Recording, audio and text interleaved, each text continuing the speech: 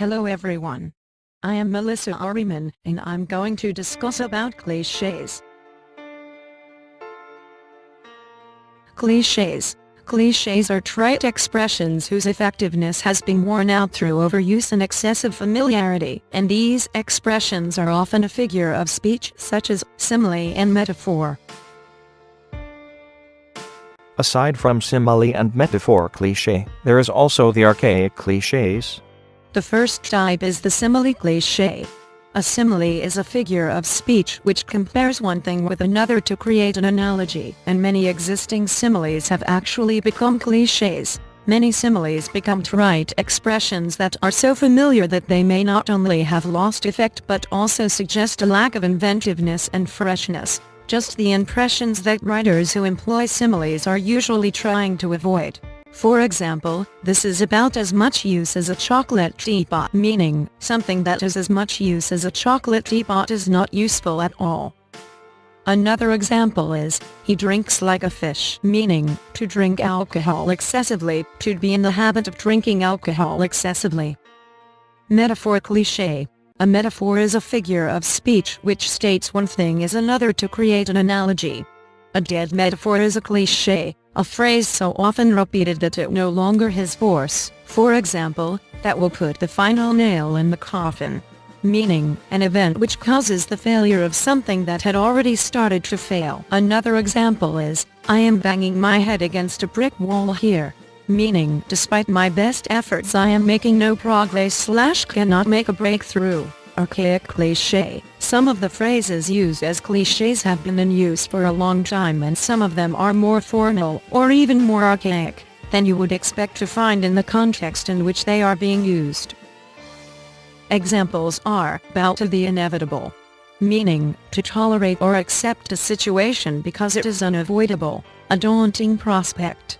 Meaning, something very difficult that you have to face or deal with. By the same token. Meaning, in the same way or for the same or similar reason. Now that we have been familiarized with the different types of clichés, we will then discuss why and how to avoid using them in writing and speaking. Some clichés were quite apt when first used but have become hackneyed over the years. One can hardly avoid using the occasional cliché, but clichés that are inefficient in conveying their meaning or are inappropriate to the occasion should be avoided. Why we must avoid clichés. Clichés are so overworked that they cease to be effective. Clichés have been used once too often and they have outlived their usefulness, and an overworked phrase is not as effective as a fresh one. Clichés tend to be vague. There are occasions that a cliché does not precisely convey the message that the writer intended to convey, therefore it is better to use concise words instead of a cliché. Using clichés risks the reader not understanding the cliché. Some clichés are so abstract and vague that readers will surely wonder just what exactly the writer means. Using clichés makes the writer seem incapable of original thought. Using clichés are uninventive and tells us that the writer has no imagination of his or her own.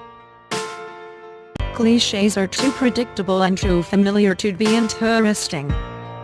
Readers tend to become frustrated when they feel that something is predictable.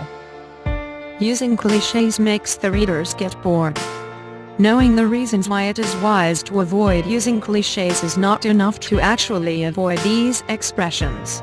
One must also need to first get familiarized with these trite expressions, and you can do this by reading as much as you can. And that way, you will get exposed to a wide variety of clichés. As much as we are encouraged to avoid and eliminate clichés from our writing and speaking, we cannot completely avoid clichés or expressions entirely, for they sometimes describe a situation accurately and captures a writer's or speaker's intended meaning precisely.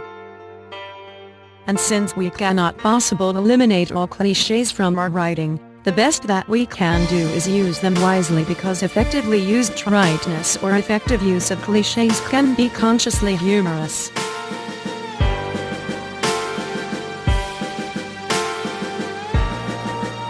That's all. Thank you for watching and listening.